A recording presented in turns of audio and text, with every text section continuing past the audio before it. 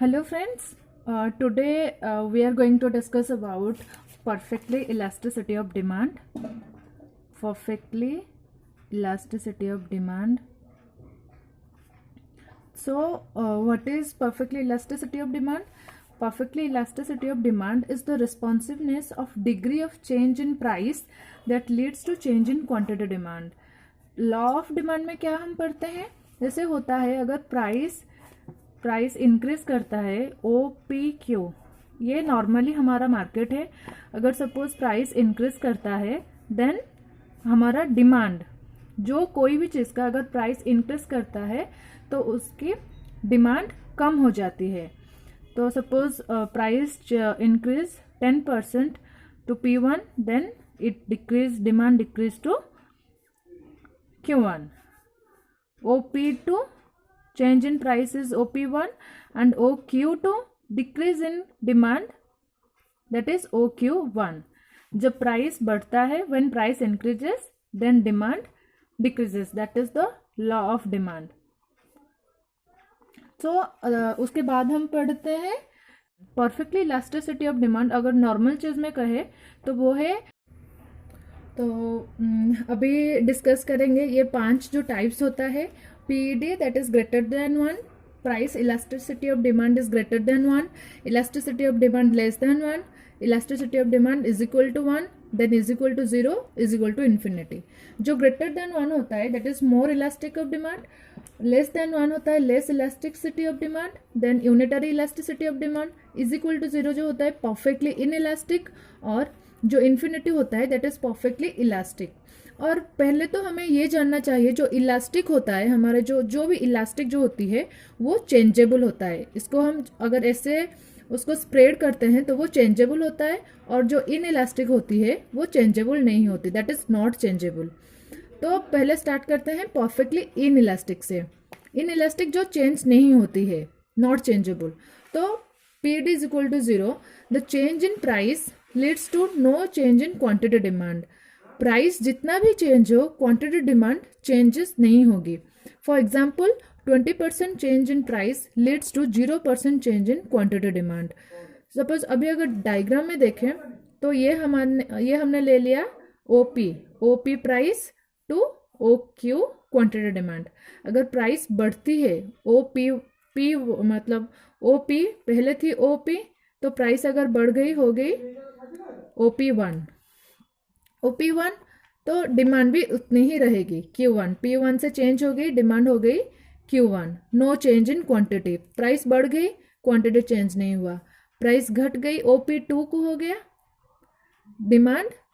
Demand भी change नहीं हुआ, दैट इज वही change, no change in quantity demand. OP2 price कम हो गई, that is no change in, इसमें वर्टिकल होती है. तो एग्जाम्पल लेते हैं सॉल्ट और मेडिसिन. ऐसी कुछ कमोडिटीज होती है जिनका प्राइस जितना भी बढ़ जाए हम उतना ही कंज्यूम करेंगे, और उनका प्राइस जितना भी घट जाए मतलब कम हो जाए तब भी हम उतना ही कंज्यूम करेंगे. अगर सॉल्ट जो बहुत ही नेसेसरी चीज़ होती है, अगर उसका प्राइस बढ़ जाता है तो भी हम उसका डिमांड ज़्यादा नहीं बढ़ा सकते, लेकिन डिमांड करेंगे लेकिन ज़्यादा नहीं होगा. तो इसीलिए क्वांटिटी, प्राइस कम हो जाए तो भी डिमांड सेम रहेगी, प्राइस बढ़ भी जाए तो भी लोग कंज्यूम करेंगे, तो उसका डिमांड कर्व होता है वर्टिकल लाइन. ये हो गई परफेक्टली इन इलास्टिक. तो ये हो गई perfectly inelastic demand. Then आते हैं perfectly elastic, that is PED is equal to infinity. This states that no change in price leads to a large change in quantity demand. No change in price कभी कुछ भी change नहीं होगा, फिर भी quantity demand लोगों का change होगा. कैसे? सपोज यहाँ पे दिखाई, इसे डायग्राम को देखिए, OP ये P हो गया Q, प्राइस एंड डिमांड हो गया इतना ही. फिर प्राइस हमारा सेम है लेकिन डिमांड बढ़ता है. कुछ कमोडिटीज जैसे होती है कि हमारा हो गया हैबिचुएटेड कमोडिटीज, जो कि सपोज सिगरेट का प्राइस 50 रुपीज़ भी अगर हो जाता है, सपोज सिगरेट का प्राइस 50 रुपीज़ ही है, लोग फिर भी कंज्यूम कर रहे हैं और उसका प्राइस मतलब सेम ही रहेगा, लेकिन लोग उसको कंज्यूम करते ही रहेंगे. ये होता है द हैबिचुएटेड गुड्स और सीजनल. जैसे सीजन के अनुसार लोगों की डिमांड्स भी बढ़ती है, तो प्राइस जितना भी हो, प्राइस सेम रहेगा, लेकिन डिमांड लोगों की बढ़ती रहेगी. Suppose increases in 10%, price no change in price, 0% change in price, that is leads to 10% change in quantity demand. Price ना भी बढ़े, लोग ज्यादा ही कंज्यूम करते हैं. कुछ हो गया हैबिचुएटेड कमोडिटीज और कुछ हो गया seasonal commodities. There will be no change in price but demand can be change, that is the perfectly elastic. और यहाँ पे कर्व होता है हराइजॉन्टल, हराइजॉन्टल स्लोपिंग होती है, हराइजॉन्टल कर्व, हराइजॉन्टल डिमांड कर्व. तब नेक्स्ट आते हैं PED is equal to 1, that is perfectly elasticity of demand, that is equal to unitary elastic. Unitary elastic मतलब it states that a given change in price leads to just equal percentage change in quantity demand. Equal percentage means the proportionate change in quantity demand. When we change in price, suppose यहाँ पे diagram 20%, इधर देखो हो गया, ये price हमारा quantity, तो 10% change in price, 10% increase in price, that is leads to exactly 10% decrease in price. Okay, यहाँ पे P1 हो गया, यहाँ पे Q1 हो गया. OP1 प्राइस बढ़ गया तो सीधा OQ1 डिमांड कम हो गया, इक्वल टू 10%. ये 10% यहाँ पे बढ़ा तो यहाँ पे 10% डिमांड कम हो गई. यहाँ पे 10% प्राइस अगर डिक्रीज हो जाता है तो एग्जैक्टली 10% डिमांड यहाँ पर बढ़ जाएगी. तो यहाँ पे इसको बोलते हैं रेक्टेंगुलर हाई पैराबोला. ये जो कर्व यहाँ पे होती है that is rectangular hyperbola demand curve. कहाँ पर ये होता है ED is equal to 1, that is the unitary elasticity of demand. Then आते हैं more elastic demand, that is PED greater than 1. It states that a given change in price leads to more than proportionate change in quantity demand. A given change in price, suppose price थोड़ा सा भी change होगा, ये हो गया OP to Q.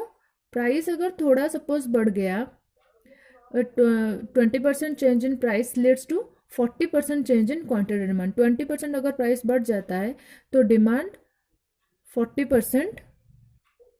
Suppose यहाँ पे 20% price कम हो गया, 20% change in price, that is leads to more change in quantity demand. यहाँ पे 40% डिमांड बढ़ जाएगी. ये होती है flatter curve, flatter demand curve.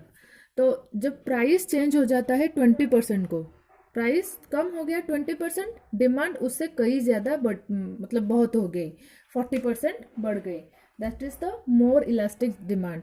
Price कम चेंज होने से भी डिमांड ज़्यादा ही चेंज हो जाता है, that is the more elastic demand.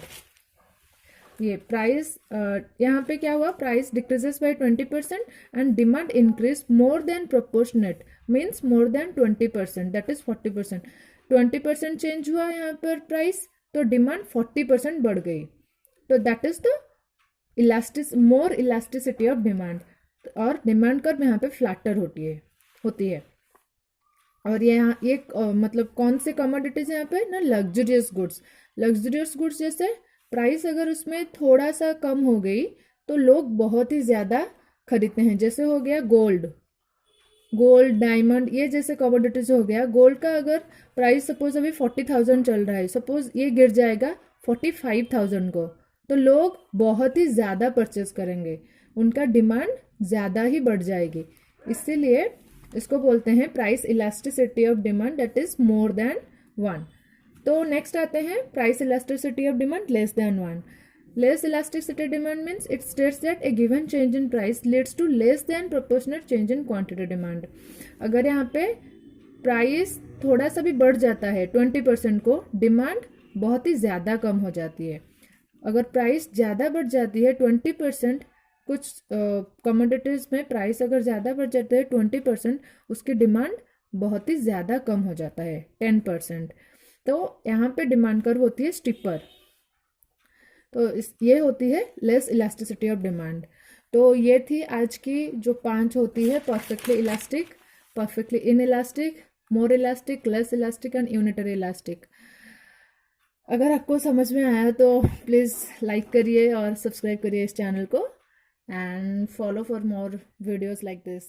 Thank you.